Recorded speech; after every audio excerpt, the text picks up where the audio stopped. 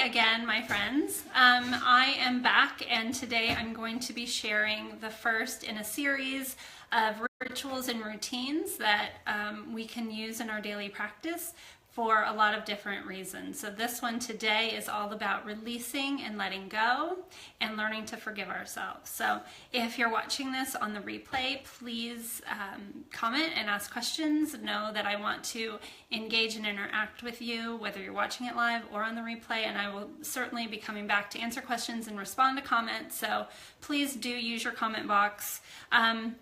If you'd like to share this video, I think it would be perfect for anyone who is wanting to learn more about forgiving themselves and perhaps forgiving others, but also recognizing that anything that we want to do outside of ourselves, we first need to think about that and address that within ourselves first. So if you're struggling to forgive someone else, probably you're struggling to forgive yourself as well, and it's important to start there. So also, I think it's great for parents who might want to learn some different ways in engaging their children in a ritual routine together, and opening them up to what would otherwise be kind of a difficult conversation. So I'll be getting to all of that.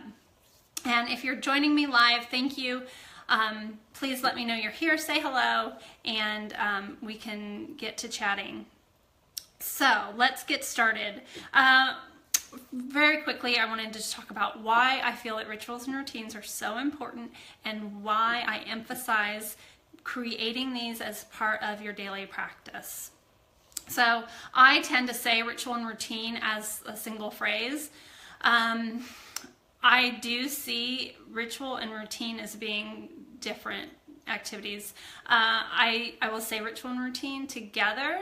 Just some people have some energy and feelings around one word or the other.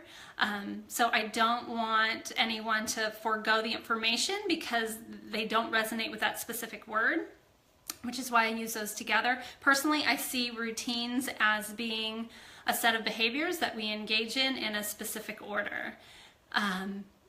Ritual, however, is more of engaging in those practices, and they can be the same exact practices, but we're imbuing meaning beyond the act itself, and we're bringing more awareness to the act, and we're doing it mostly from a place of gratitude. So that's kind of the difference I see in those. I definitely, as I said, I think that routines can certainly become more ritualistic and more sacred when we bring awareness and gratitude to our practices. And other side of that is that rituals can become these mundane routines when we lose the awareness around why we're doing that. And we don't have as much awareness or mindfulness in the practice.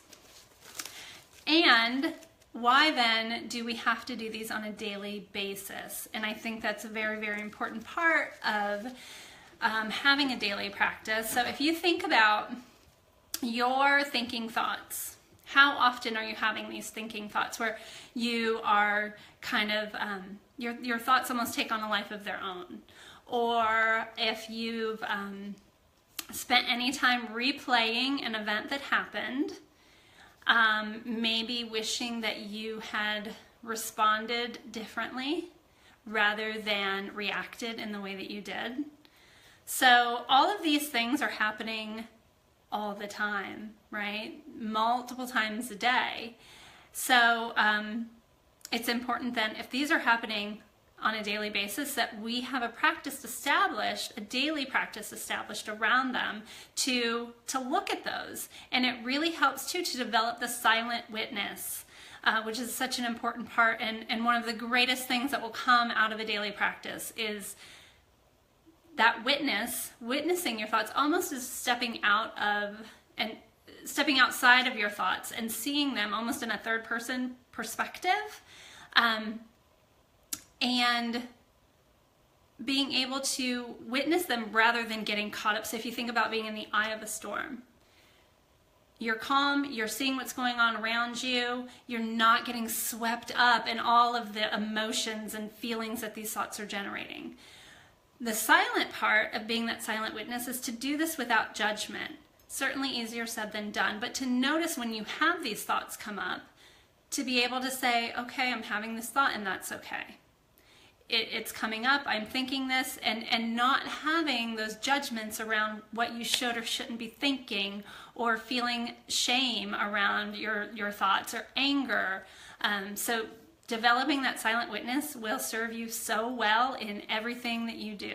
And having a daily practice is going to help you establish that being that silent witness to your own thoughts. All right, so let's get to, that's why it's so important. Let's get to the actual practice. So I have this little notebook, which I keep next to my bed. It's just a simple spiral bound notebook that I picked up at the office store. And so each night when my family, we all climb into the big bed before we do story time and before anyone gets tucked in, and we share what is something that you want to celebrate and appreciate, and that goes in another notebook. And then we talk about what do you want to release and let go of. So I started doing this practice for myself. I will try not to show the cover of this book. Again, I said these practices aren't specifically intended for children. I just happen to, that's the world I live in and my kids are with me, and so I do engage them in this practice. So this notebook is opened like this when I'm writing in it, so I will try not to, it's got a bad word on the front. So that's what we're trying to do here. We're trying to let go of all the negativity and things that are weighing us down. So when we talk about what do you want to release and let go of? And again, I started this practice on my own, so I will share some of the things that have come up for me and kind of take you through the practice in that way. So I'll write everything down, and then it's so great to, I think the act of writing it is important, so not just to speak these, but to write them down.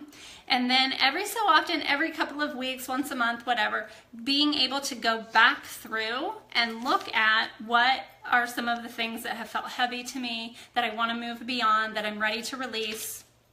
And I can read some of these things and remember what that felt like, and know that I can notice that it's not showing up in my book anymore. So this one particular, I wrote that I am wanting to let go of the idea of needing perfect circumstances to write or do my art. So what's great about that is I'm not seeing it come up anymore in my book. And I can look and see that I have a journal of content of words that I wrote because I decided to give up on the idea of having perfect circumstances to do that. And some of those words in there are beautiful, and some are complete rubbish, and that's okay. What's important is that I let go of the need for these perfect, and I just did it. I did what I wanted to do. So when I'm able to go back and see that I wrote that, and I remember what that felt like, but also know that I was able to release and let go of that, and that I've moved beyond that. That gives me such a sense of pride and of accomplishment, and really of gratitude that I have this practice that gives me that reflection. So there's other times when I'm going to look through this and I'm going to read something that not only do I remember having that feeling, but I'm having that feeling right now, just like reading that word, and it's triggering me. So that tells me that I have more work to do around that. So if it's something that keeps coming up, that I'm looking back at, and I'm still having those triggering feelings around, then I need to do some more work around that. So here's one that I'll share with you. That's kind of a vulnerable thing for me to share because it's something I'm currently trying to work through. But something that I noticed comes up a lot is feelings of not being good enough in doing this, in making video. Now, I haven't done a whole lot of lives for my page, and there's a reason for that, but I've done a lot of lives in my groups, and as soon as I get done with them and rewatching them, I have a lot of feelings of not being good enough, of not being worthy, and knowing that that keeps coming up lets me know, okay, I need to look at this and I need to do more work around it, and that's okay. I will say that to myself a lot, and that's okay. You'll hear me say that a lot because it is. I'm just trying to, again, develop that silent witness, notice what's coming up. It is what it is, and that's okay, without judgment. So I have these feelings of not being good enough because I am not great. I am not great with spoken words. I'm not a speaker. I'm a writer, and I can write this stuff really well, but I'm also not going to come on a live broadcast and then read from my notebook, right? So this is something that I just decided that I needed to sit in that discomfort and to walk through. And something too that I noticed is that when we have these things that feel heavy to us and we don't address them and we don't work through them, if we can't simply just release and let go of them, and I'll get to the fun, like active kid ritual part that we do. But what that does, and this one specifically, it doesn't, so if I have a fear around creating video, it's going to show up in that I don't make a lot of videos, but it shows up in so many other places. So these things that feel heavy to us and these constrictive emotions so often underpin a lot of behaviors that we see without even realizing consciously that that is the underlying cause of them. So it's like this undercurrent that is constantly bubbling beneath the surface. So what that's done is, because I had built momentum around, and that's generally what it did, builds momentum around making fear-based decisions. And so it allows me then to continue to behave in that way, not just with video, not just with visibility, but in making fear-based decisions. The other side of that is when I choose to sit in the discomfort, when I choose to move through those fears, I build momentum around changing the story. I build momentum around doing it scared and realizing like it's okay. I'm not going to die. It's going to be fine. And I guess just emphasizing that this undercurrent affects so much more than we're consciously aware of. And when you start to engage in this daily practice, you start to see the other areas that, oh, this one little fear I had, it's showing up all over the place. So the idea too that nothing goes away until it teaches us what it needs to teach us, that's so true. And I see that when I look back through these things. It keeps coming up. It's trying to teach me something. And that's where I'm at right now with this feeling of not being good enough around making video. It's still there. I still don't like it. I still have fear around it, and I still have feelings of not being good enough. But I'm also, when I look at that, I can also start to open up to some curiosity around that, to wanting to explore that a little bit more, to even being grateful for the lesson that I'm currently in and that I'm currently learning. So something that was terrible and yucky, I can start to see the benefits. So when I do this then with my kids, one of the greatest things that was a surprising benefit of doing this activity was that I start to see what is bothering. I have an 8-year-old and a 2-year-old, so it's mostly my 8-year-old who shares these things. But if I forget to start this conversation, he will say, well, I have something that I want to get rid of. Are we going to do that? Or, wait, we didn't do our celebrate and appreciate yet. So it's really an important thing for him. And I see that in that if I am not thinking and I try, skip it, he doesn't let me skip it. He enjoys that time. He enjoys that connection, and so do I. So it also is this constant open door to sharing with me what's bothering him without having to say, so what's bothering you? And we do it in a really fun way. So we started out by, we will take all the stuff that we want to, that just feels heavy and yucky and we want to get rid of before we go to bed. And that's why we do it at night, because we want to go into our rest not being so weighed down. So we will get all this in our bubbles, and sometimes we have little bubbles and sometimes we have big bubbles, and we'll put bubbles inside of each other and we fill it up by talking about it, and then we throw it out the bedroom window and we talk about how it's going up and up and up and it's getting thinner and the bubble's getting thinner, and then we see it burst and all that energy that we had sprinkles down and is recycled. So of course, bless my child, the first thing he says, I don't want to send that out into the world. I don't want that raining down. I don't want my bad stuff raining down on people. And so we talk about when we have these thoughts that they're, again, it's all neutral. These are just coming up. We're noticing them. We're witnessing them. It's all neutral. It's our attachments to things and the meaning that we hang on it, that, you know, we're making this stuff negative. When we send it out into the world, we offer that up to God. We send that out into the universe. It's no longer attached to us. It doesn't have all of that negative energy. So it's able to be recycled and renewed, and we're not throwing our garbage out the window and littering energetically.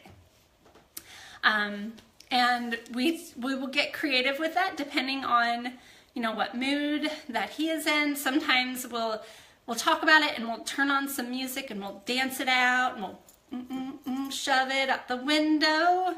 Also, we've talked about like putting it in our hands and shooting it out like lightning bolts, because it is this energy that we're holding on to and that's weighing us down. And so sometimes we can just get that out, and you can totally tell that I'm a boy mom. We have all sorts of superhero moves to get rid of all of these things that are bothering us. And oftentimes, I won't engage in a conversation around what he's wanting to let go of, keeping in mind that he's wanting to let go of that. But I'm able to kind of keep this record of and see patterns for myself and what's bothering him. And that's been really helpful in opening up to conversations later at a better time. So I would love to hear if you guys have a daily practice that you engage in and you want to share with me, or if you want to take this, and again, whatever your kids are into, energetic littering. Yeah, I know. Bless him. Bless my sweet child. That was his first concern. He was like, oh, this is fun. Oh no, I don't want to litter. I don't want to send my bad stuff on people. So, and also letting him know too that it's not bad stuff. It's just things that aren't going to serve us real well if we keep holding on to them. And that when we don't have anything to release, that's great. What a great day. When we have things that feel heavy and we need to release them, that does not mean that we had a bad day. So we've kind of had that conversation too. I would love to hear what works for you, what works for your kiddos. Yeah, so please let's continue this conversation by sharing some things, and I'll be doing sharing another ritual and routine that I use next Tuesday. So we'll continue the conversation. Thank you guys for being here, and I look forward to hearing more from you. Take care.